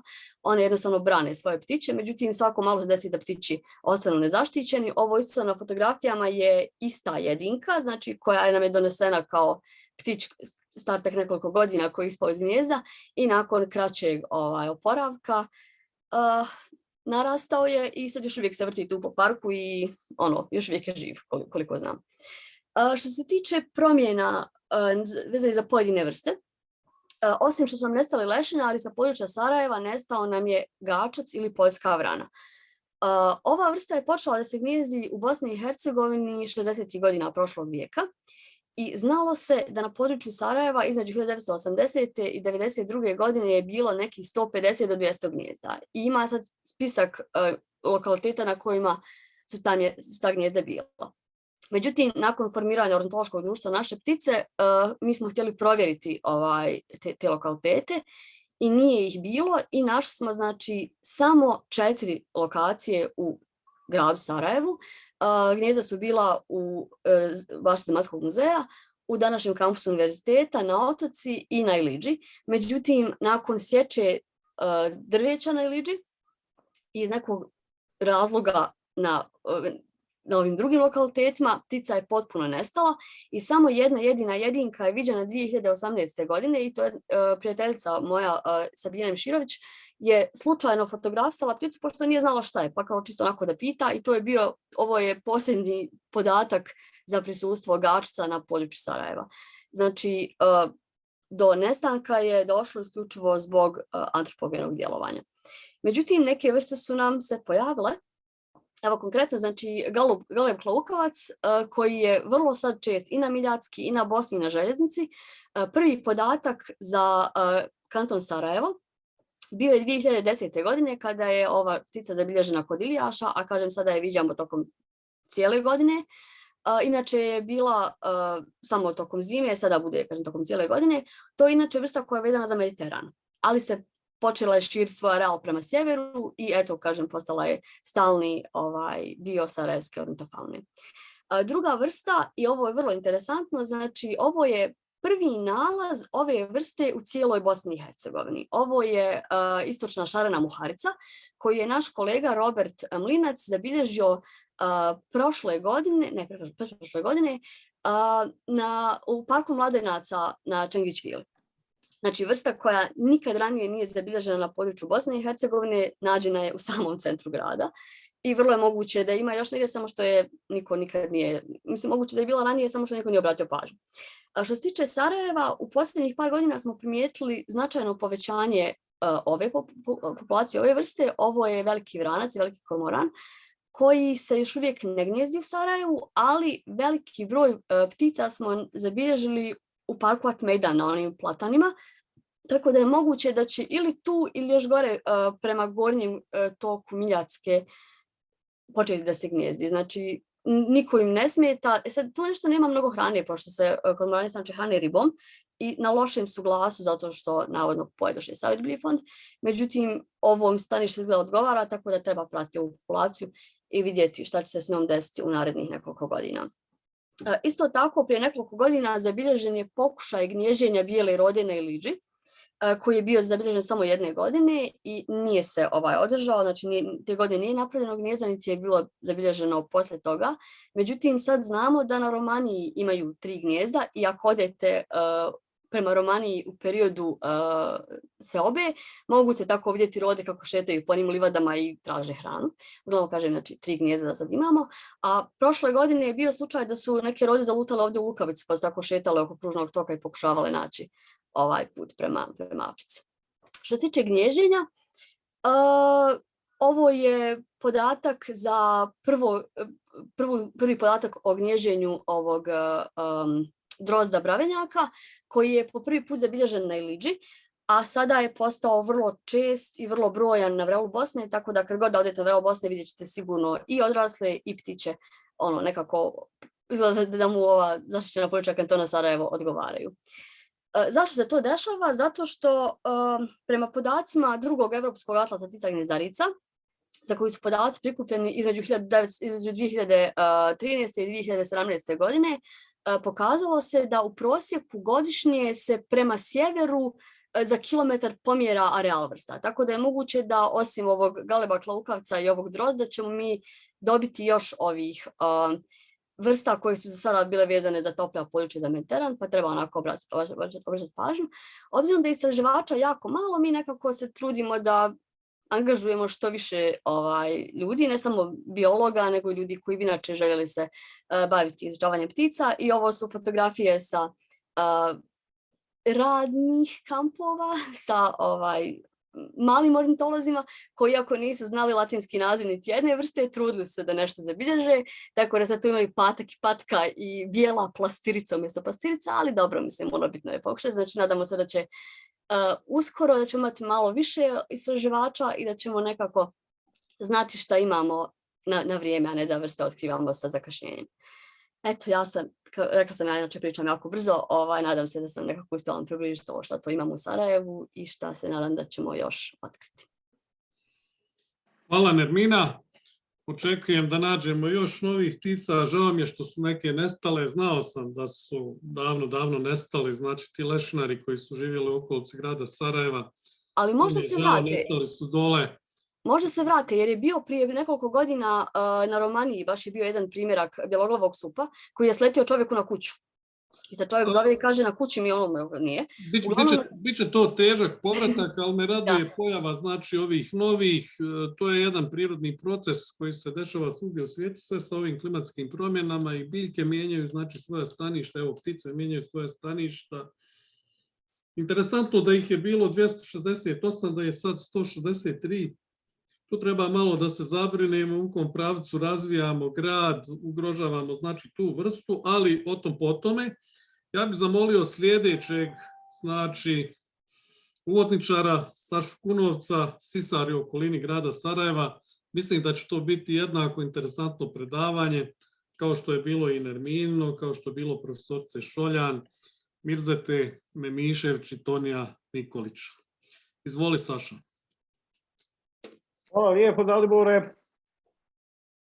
Vidi se prezentacija, mislim. Ja ne vidim samo crno. Ide. Pokazuje da ide. Vidi. Još jednom vas sve pozdravljam. Po običaju, kao i sve moje prezentacije, kratko i slatko. Dakle, moji prethodnici rekli su već mnogo toga, nešto što je osnovni preduslov uopšte za boravak i biljnih i životinjskih posebno vrsta. Znači, Sarajevo i okolina karakterišu se zastupljenošću svih mogućih skoro tipova staništa, od ravničarskih močvara do najviših planina, i što je, kako rekao, osnovni preduslov za obitavanje svih životinjskih vrsta, time naravno i sisara. Kratko o sisarima, u Evropi imamo negdje oko 200 registrovanih vrsta, u Bosni i Hercegovini po ovim nekim zadnjim popisima 79, po starijim 91, pa istraženo sisara jednako kao i sa ornitofaunom nije još uvijek na onom nivou na kojem mi željeli, ali prezentiramo ono šta imamo. Za sada u Sarajevu u okolini imamo 76 potvrđenih vrsta, što je skoro jednak broj ovom posljednjem izvoru od 79 koji se odnosi na crvenu listu faune Bosne i Hercegovine, odnosno Federacije i Republike Srpske. Ja ću vam umjesto taksonomskih kategorija iznijeti neke specifičnosti vezano za sisare Sarajeva i okoline.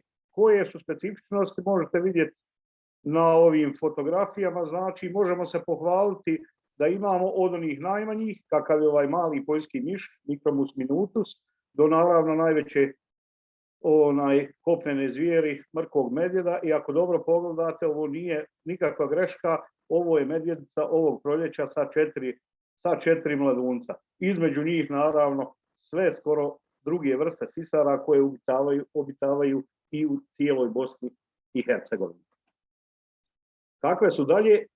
Kakve su dalje specifičnosti? Imamo na području Sarajeva sve 3 vrste velikih zvijeri koje su odavno u globalnom svjetskom fokusu u Evropi, a došle su nekako u fokus i u Bosnu i Hercegovinu. Prve 2, vuk i medvjed, imaju zaista stabilne populacije, dok je čak i ova treća u odnosu na njenu prvu registraciju u okolini Sarajeva 2006. danas prešla i na desnu obalu Bosne, pa je od 2016. 17. 18. i ove godine registrovana i na područjima općina Ilijaš, Vogošća, Stari Grad i još tamo dalje, recimo prema Varešu i Olovu. Znači, sa 3 vrste velikih zvijeri ne mogu se pohvaliti brojne druge zemlje, Bosna i Hercegovina, eto i Sarajevo naravno može. Dalje specifičnosti, da imamo do sad registrovanu najmanje 21 vrstu šišmiša, opet prednjače bijambare. Bijambare smo, čini mi se, najviše bile zastupljene u prethodnim ovim prezentacijama, koje su na području Sarajeva i okoline njihovo najvažnije stanište, bijambarske pećine i naravno sastojne oko bijambara. Imamo i neke vrste koje se nisu pominjale čak ni u najstarijim zapisima, pardon, jedna jeste, ali ova druga nije. Nisu pominjale jednostavno da ih ima u Sarajevu, vrlo rijetko nešto u Hercegovini. Ta vrsta je šakal, koji se negdje početkom 2000-ih godina najviše iz Bugarske, Srbije i Hrvatske proširio na Bosnu i Hercegovinu. 2009. prvi registrovani šakal ovdje u Rakovici, kod Iliđe na području Sarajeva, a kasnije i u svim sarajevskim opštinama i dalje u okolini. Druga vrsta je dabar, za kojeg znamo da je bio prisutan na svim vodotocima u Bosni i Hercegovini, no istrijebljen isključivo antropogenim djelovanjem, pa nakon reintrodukcije koju smo radili 2005. i 2006. godine, on se i preko očekivanja proširio, tako da je 2012. na sastavcima kod Sarajeva zabilježena jedna porodica, a danas mogu reći da je naselio sve pogodne pritoke Bosne i Biljatske u Sarajevu i okolini. Od ovih registrovanih imamo i neke alohtone vrste koje su posljedica neke davnih, recimo ondatra ili bizamski pacov, još 1932. donesena kao krznašica, pa se jednostavno raširila po cijeloj Evropi, time i po našoj zemlji. Na sreću nije činila štete kao što je činila recimo u onim vodopoplavnim područjima, nasipima, vrlo brojna i dan danas u okolini Vrela Bosne. Nutrija, također krznašica koju su opet ljudi donijeli, južnoamerička vrsta, pa je nekad polovinom 80-ih godina jednostavno jedna farma raspuštena i one su naselile opet skoro sve dostupne vodotokove. Rakunopas, daleko istočnoazijska vrsta, opet donesena u Europu, registrovana prvi put u Bosni i Hercegovini 79. godine kod Livna, a od 99. godine imamo ga potvrđenog ovdje u okolini Sarajeva, i mungos koji je introdukcijom na ostrva u Jadranskom moru prešao na kopno i polako dole od Hercegovine došao i do nas. Ne mogu reći o nekim značajnijim posljedicama, izuzev mungosa koji jako postane brojniji, mogao bi dosta štete načiniti i domaćim autohtonim vrstama, a i obiteljskim gospodarstvima. Dalje imamo i rijetke vrste, moglo bi se reći i endemske, znači svakako balkanska voluharica na prvom mjestu, slijepo kuće, vrtni puh, 7 je vrsta šišmiša i balkanska divokoza koja u recentnoj, ne baš recentnoj prošlosti, ali recimo do 1992. nije bila nikakva rijetkost, nego je bila izuzetno brojna vrsta na svim ovim planinama koje je recimo profesorica Šoljan pominjala i nije uopšte dolazilo u pitanje taj opstanak, dok danas smo svedeni na male mikropopulacije na treskavici, bjelašnici i dijelom visočici i kanjonu Rakice sa Jahorine, Romanije i Trebevića, nažalost su za sad potpuno istrijebljene, a tako malo treba za ovu vrstu da se jednostavno zaustaviti ilegalni lov, ona bi se ponovo proširila na ta svoja nekadašnja staništa. Povremene vrste, jelen obični, u Bosni i Hercegovini nekako mu se ne da. Valjda volimo taj burek previše, on dođe svakogodišnje, ja registrujem ili fotografišem ili ljudi jave, dođe negdje između treskavice, bjelašnice, par jedinki dođe i onda jednostavno nestanu, budu naravno ubijene. Jelen lopatar je alohtona vrsta, ali raspuštanjem farme koju je osnovalo Sarajevo, koju su osnovale Sarajevo šume, napuštanju jednostavno tog projekta, raspuštanjem farme, određeni dio je pušten u slobodnu prirodu.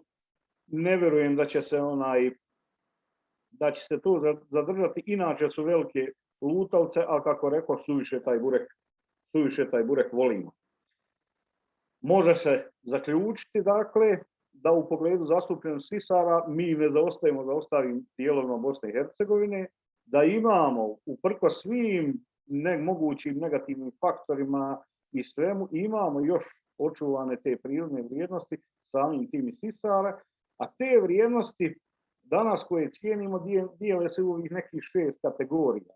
Znači sve ono što mi tražimo od prirode sveukupne, ne samo od sisara, neke komercijalne, rekreativne, biološke, estetske, naučne i socijalne, imaju jednu jedinu svrhu. Znači trajno zadovoljenje svih potreba društva u odnosu na prirodu, u ovom konkretnom slučaju o kojem govorimo, na faunu, dakle sisare. Neko će doći samo da ih gleda, neko da hrani, neko jednostavno da šeta, uživa, da to gleda, neko i da koristi kao što se i koriste životinjske populacije diljem svijeta. Ja sam imao samo toliko. Hvala vam lijepo, a za pitanja sam uvijek na raspolaganju. Hvala Saša, bilo je vrlo informativno. Evo vidjeli smo znači s kojim sisarima raspolažemo, interesantan broj je tih slijepih miševa, znam da su ugroženi, ima jedna vrsta zagađenja koja im jako smeta, to je svjetlosno zagađenje, o tom zagađenju mi kod nas još ne govorimo, ali postaje znači sve očitije. Ostalo nam je još zadnji, znači uvodničar, trebao je gostovati profesor dr. Tarik Testić, on je morao otputovati, zamolio je kolegu Nedima Jukića, pa Nedim Jukić nije mogao, pa smo nekako dogovorili da snimimo njegovu prezentaciju, pa bi ja molio Fatimu da pusti prezentaciju Nedima Jukića. Pozdrav svim učesnicima međunarodne konferencije i evo prije svega drago mi je što mogu uzeti učešće ovim putem i svakako predstaviti neke od aktivnosti koje su aktualne prije svega za rad udruženja koje predstavljam, ali i kada je u pitanju generalno istraživanje gljiva u Bosni i Hercegovini i njihova zaštita. Moje ime je Nedim Jukić i dugi niz godina, zapravo već sad preko 14-15 godina se bavim gljivama, konkretno u posljednjih 10 godina istraživanjem gljiva, prvenstveno odjeljka askomikota, gljivama mješinarkama, i svoj rad sam većinom usmjerio kroz rad udruženja koje ovim putem predstavljam. Radi se o mikološkom udruženju Miko BiH koje postoji od 2010. godine i koje u svom okviru posebno u posljednjih 6 godina intenzivno radi na sistematskom istraživanju gljiva, kao što sam rekao, prvenstveno gljiva odjeljka askomikota koje su općenito jedne od najraširenijih skupina živih organizama uopće. Pretpostavlja se da danas imamo između 5 i čak 10 miliona vrsta gljiva na svijetu, a veliki dio toga, praktički oko 80% čine gljive odjeljka askomikota. Na veliku žalost u Bosni i Hercegovini, ajmo reći u nekih 30-ak posljednjih godina, nije bilo sistematskog istraživanja gljiva, dosta su zanemarene, ne samo kod nas, nego u čitavom svijetu, a posebno da kažem u Bosni i Hercegovini, i od nekih istraživanja koje su provodili pokojni Ivan Foht, zatim akademik Uščuplić i u saradnji s njim profesor Treštić, možemo reći da nije bilo nekih značajnijih, da kažemo, sistematskih istraživanja. U posljednjih, možemo slobodno reći, 6-7 godina intenzivno kroz udruženje radimo na realizaciji niza projekata koji podrazumijevaju prije svega detaljan pristup problematici istraživanja gljiva, znanstven pristup prije svega, te konkretno inventarizaciju različitih zaštićenih područja, valorizaciju tih područja, ali i prijedloge zaštite konkretnih vrsta, odnosno njihovih staništa. Kod gljiva prvenstveno možemo reći da je puno veći fokus na zaštiti staništa, jer ukoliko zaštitimo specifična staništa, mogu navesti na primjer creta za koji je potrebno za koji su potrebni hiljade godina da se formira, a dovoljno je samo mala nepažnja i veoma kratko vrijeme da se naruši ta ravnoteža i onda samim tim i gljive koje se javljaju na tako specifičnim, usko specifičnim staništima, adaptivne vrste zapravo nestaju. Dakle, veći je fokus na zaštiti staništa i konkretno kroz te projekte smo dali i prijedloge upravama zaštićenih područja na koji način se adekvatno ponašati u okviru samih protektorata, ali smo također i kroz naše publikacije koje smo do sada izdali, dali preporuke i izvršili procjenu rizika ugroženosti određenih vrsta s ciljem kreiranja adekvatnog materijala za revidiranje strateških dokumenata koji su veoma značajni kad je u pitanju konzervacija gljiva. Nažalost, dokumenti koje trenutno imamo, koji se tiču zaštite gljiva, nisu ni u najmanjoj mjeri adekvatni i iste je prijeko potrebno zapravo revidirati u što skorije vrijeme kako bi se na pravi način odgovorilo ovim izazovima i zaštitile zapravo odgovarajuće vrste, odgovarajuća staništa. Prije svega mislim tu naravno na crvenu listu gljiva Federacije Bosne i Hercegovine i uredbu strogo zaštićenih vrsta Republike Srpske. Moram reći da je u Republici Srpskoj nešto drugačija stvar, da tamo smo ipak kroz naše djelovanje uspjeli, da kažem, progurati određene vrste koje su ovako vrijedne zaštite. Sad stvar je koliko se to provodi u praksi, ali evo moram reći da ipak smo imali s te strane strane malo bolje razumijevanje u smislu da se i konkretno znanstvenici za određeno područje malo više uzimaju u obzir njihovo mišljenje. Kroz ovo izlaganje zapravo želio bih predstaviti posebno, dakle u našoj 10-godišnjoj istoriji imali smo niz projekata značajnih prije svega, kako reinventarizacije gljiva, Igmana, Visočice, Bjelašnice, zatim evo posljednje vrijeme završavamo studiju za Tajan u okviru koje izdajemo knjigu i film. Radili smo također na inventarizaciji gljiva Parka prirode Oren prije njegove zaštite koji se nalazi u blizini Trebinja. I također radili smo na procjeni staništa od značaja za zaštitu u Bosni i Hercegovini općenito. Projekat koji posebno želim istaknuti ovim putem je projekat koji smo nedavno realizovali i tiče se istraživanja gljiva odjeljka Skomikota prvenstveno na obalama planinskih glacijalnih jezera u najvećem broju slučajeva, uglavnom jezera koje se nalaze u visokogorskom pojasu Bosne i Hercegovine. Moram priznati od svih projekata koje smo do sada realizovali, istraživanja koje smo imali kako u Bosni i Hercegovini, tako i šire, ovaj projekat je zapravo nešto što znanstveno nadahnjuje i inspiriše svakog istraživača. Istraživali smo dakle jezera do kojih je prije svega prvenstveno veoma teško doći, do nekih je potrebno pješačiti 4 sata u jednom smjeru. Istraživali smo staništa koja sasvim sigurno nestaju. Znanstveno je poznato evo da planinska jezera visokogorskog pojasa u Bosni i Hercegovini su nažalost osuđena na nestajanje i zarastanje u barsku vegetaciju, prirodnim procesima eutrofikacije, i istraživali smo nešto što je u potpunosti nepoznato. Dakle, ovo je prvi projekat koji se tiče istraživanja mikrobiote planinskih jezera, ne samo u Bosni i Hercegovini regionu, nego i šire. Po tome je zaista poseban i znali smo da možemo tu očekivati neke izuzetno usko adaptivne vrste koje su se oduprle izazovima koji nimalo nisu, da kažem, bezazleni i životu generalno u takvim surovim uslovima visokogorskog pojasa gdje su zime izrazito duge i hladne, a ljeta, odnosno vrijeme za fruktifikaciju tih vrsta veoma kratko.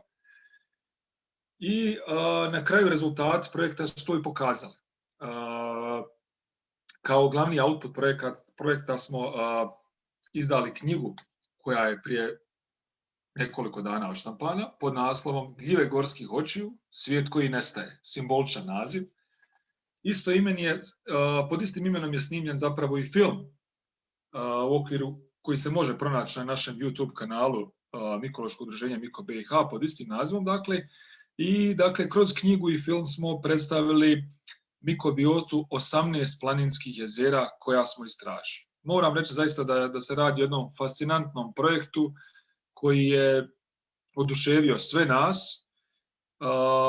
Bilo je potrebno izrazito veliko zalaganje, ali naravno odricanje u smislu vremena i mikroskopskih analiza, determinacija koje su potrebne da bi se ove vrste odredile, ali zbog fizičkih nekih zapravo i zbog samog terena konfiguracije, naravno svakako je projekat bio izazovan. Kroz ovaj projekat smo također izdvojili neka od najznačajnijih jezera u našoj državi koja su vrijedna zaštite, ali smo također i evidentirali, nažalost, neadekvatno upravljanje čak i u okviru postojećih protektorata kao što je Nacionalni park Sutjeska, gdje zapravo zbog nesavjesnog postupanja uprave zaštićenog područja dolazi do značajnog narušavanja prirodnosti obale ovih jezera. Kroz projekte koje planiramo, svakako nastaviti sa istraživanjem, sistematskim istraživanjem prije svega gljiva odjeljka Skomikota, a sve s ciljem kako bi se zaštitile adekvatne vrste i, kao što sam rekao, što je najbitnije, najznačajnija staništa za gljive. Treba reći još da smo kroz jednu od naših publikacija koja se tiče konkretno zaštite područja od značaja za gljive, razvili i metodologiju zaštite koju smo preporučili nadležnim ministarstvima i institucijama koje se bave zaštitom okoliša, gdje zapravo kroz određene mehanizme se mogu prepoznati područja koja su od izuzetnog značaja za gljive, kako po pitanju raznolikosti, tako po pitanju i vrsta koje su rijetke i ugrožene, i na osnovu toga se mogu definisati određene smjernice u skladu sa dozvoljenim aktivnostima, naravno. Glavni cilj je kroz sva ova djelovanja zapravo da probamo integrisati gljive i njihov značaj u funkcionisanju ekosistema uopće. Nažalost, još uvijek je to od onoga što bi trebalo biti u adekvatnoj razmjeri, ali evo, svakako ćemo se truditi i u našem predstojećem radu da što više promovišemo značaj gljiva koje određeni naučnici smatraju i najvažnijom vrstom organizama na zemlji. Hvala vam za pažnju i srdačno vas pozdravljam sve. Hvala i Nedimu za ovaj prilog, iako nas ne čuje. Evo, time smo iscrpili naš praktično dnevni red. Što reći na kraju? Imamo neizmjerno bogatstvo, znači prirodnog nasljeđa na području grada Sarajeva. Imamo geologiju, geološko nasljeđe, imamo šume, šumsko nasljeđe, imamo brojne endemske vrste, imamo brojne ptice, sisare, gljive. Što učiniti u narednom periodu? Trebamo se usmjeriti, znači, da smanjimo, znači, uništenje prirodnog nasljeđa, naročito neplanskom urbanizacijom koja uzima sve više i više maha na području grada Sarajeva. Time ćemo bar donekle ublažiti štete, znači, koje nastaju. Treba raditi na intenzivnoj, znači, zaštiti prirode, promovirati prirodu, promovirati biljke, promovirati životinje, ukazivati, znači, na njihovu korist za društvo i zajednicu. Nakon svega ovoga zamolit ću još profesora Rusmira Mahmučehajića, nadam se da je još na vezi, da se obrati učesnicima trećeg raspravnog stola. Izvolite, profesore. Dragi profesore Balijan, vrlo cijenjene kolege i kolegice, beskrajno sam vam osobno zahvalan i u ime svoje i ime Međunarodnog foruma Bosna vam se želim iskazati priznanje za ovo što sam ja mogao čuti. Vi naravno dobro znate da je čovjek ono što zna i može znati. Sve ovo o čemu ste vi govorili, najveći broj ljudi ne zna, iako je to njihova mogućnost osvješćenja sebe.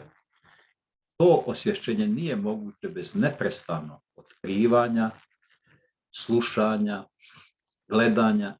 Tek s time čovjek može narastati u znanju i tako prestati se osjećati izgubljen, neovisan, sebi dovoljan, jer on to nije.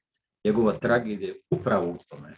Svaka riječ koju ste vi rekli, svaka pojava koju ste ukazali, od najsitrušnije travke, kukca pa do mrkvog medvjeda, ovim pticama, to je zapravo sve, svaki od nas pojedinačno.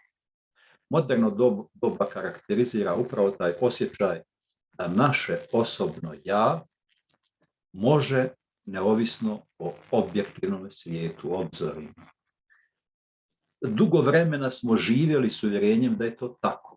To je jedna od bitnih karakteristika moderne znanosti koja čovjeka odvaja, čini ga u nebitnu činjenicu promatrača, pri čemu to što promatra je smatrano neovisnim o njemu. U postmodernosti svijeta čovjek se naročito u raspravama nakon stavova fizičara Johna Wheelera sve više smatra da ništa u kozmosu nije moguće bez promatrača. Da suštini to što mi smatramo objektivnim svijetom nije moguće, ne postoji bez subjekta koji promatra. Vi ste ukazali upravo na to koliko danas ljudi u Sarajevu živi bez ikakve svijesti i o drveću kao svijetu ptica, o šumama bez kojih tog svijeta nema, o gljivama, čitavom tome rasponu, tako i sa nebeskim svodom, galaksijama, zvijezdama, svemu unutar toga. Ako bismo postavili pitanje u čemu je suština moderne bosanske agonije, upravo otuđenosti od zemlje, od obzorja, od tome što nas se tiče, a gdje bi bio put izlaska iz te agonije, u osvješćenju toga. Prema tome, mi u Međunarodnom forumu Bosna smatramo da ovo što ste vi danas radili, zašto smo vam zahvalni, to je to što treba raditi. Ali, ne samo kao promatrač, nego i kao kazivatelj ljudima to promatraju, da osvijeste svoje Sarajevo, svoju Bosnu, svoju zemlju, svoje mjesto u kozmosu. Zato puno vam hvala i imam 2 molbe na posljedku. Prvo, da ovih 6 radova artikulirate sa svim tim fotografijama, sa svim prikazima koje ste ovdje dali i da zamolimo profesora Balijana da otok napravi zbornik koji bismo mi objavili kao Forum Bosne, kao zaseban časopis. I drugo, da ovo što smo ove godine radili, nastavimo ustrajno raditi i narednih godina. Čast mi obavijestiti vas da će ove godine Međunarodni forum Bosne organizirati 17. internacionalnu konferenciju mladi nasljednici, 17. internacionalnu konferenciju školu mladi nasljeđa. Škola će započeti u Sarajevu, trajat će uglavnom u Stolcu, djelomično u Mostaru. Između ostalog, u toj školi će se ljudi baviti pitanjem nasljeđa, prirodnog nasljeđa. Mislim da u tome možete doprinijeti i ja vas pozivam da se obavijestite preko naših sredstava informiranja, web stranice, Facebooka i tako dalje i da ocijenite možete li se uključiti, ja vas pozivam, da ovakvim istim govorenjima tim ljudima iz cijelog svijeta koji će doći iz naše zemlje pomognete za stjecanje boljih uvida. Bolji uvidi su pretpostavka boljeg čovjeka. Hvala vam lijepa. Hvala i vama, profesore, gledat ćemo da se uključimo. Hvala nam što ste nam omogućili kroz Međunarodni forum Bosna da ovo izložimo, da prikažemo znači što imamo. Hvala još jednom svim učesnicima. Želim vam sve najbolje i puno uspjeha u budućem radu.